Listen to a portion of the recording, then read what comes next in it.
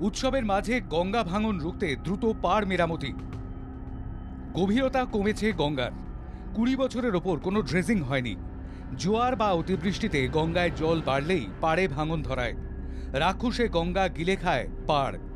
বিধ্বংসী গঙ্গার ভয়াবহ চেহারা দেখা যায় হুগলির শ্রীরামপুরের 18 নম্বর ওয়ার্ডে।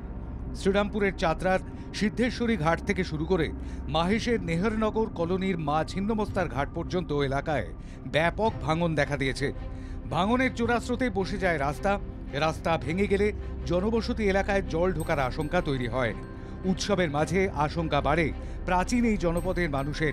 ভয়ের মধ্যে কাটাতে হয় দিন রাত। একটাই কারণ, ভয়াল ভাঙনের শঙ্কা। শহরের প্রান্তিক এলাকার মানুষকে সুরক্ষিত রাখার জন্য প্রশাসন ব্লুপ্রিন্ট তৈরি করে। ভাঙনের চোরাস্রোত থেকে শ্রীরামপুরকে বাঁচাতে সেচ দপ্তরের তড়িঘড়ি সংস্কার। গঙ্গার ভাঙন প্রতিরোধে জরুরি ভিত্তিতে 21 কোটি টাকার ডিপিআর তৈরি প্রশাসনের। 2000 সাল থেকে গঙ্গা সংস্কারের প্রস্তাব দেওয়া হলেও কেন্দ্র সাড়া দেয়নি। পুরো প্রশাসনের অভিযোগ, কেন্দ্র গঙ্গার ড্রেজিং না করায় বিপত্তি বাড়ছে। এ ব্যাপারে chairman in council Santosh Kumar Singh জানান, দীর্ঘদিন ধরে গঙ্গার ড্রেজিং না হওয়ার দায় কেন্দ্রীয় সরকারের। কারণ কলকাতা পোর্ট ট্রাস্ট কেন্দ্রীয় সরকারের অধীন সংস্থা, যারা গঙ্গা নদীর দেখভাল করে।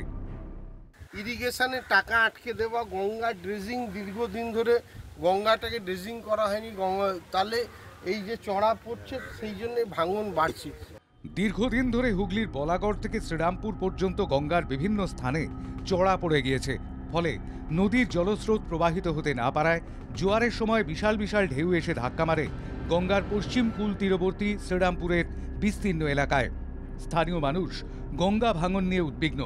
রাজ্য সরকারের সেচ দপ্তর যেভাবে বর্ধিষ্ণু শহরকে সুরক্ষিত রাখার চেষ্টা করছে, তাতে অনেকেই আশ্বস্ত বোধ করছে।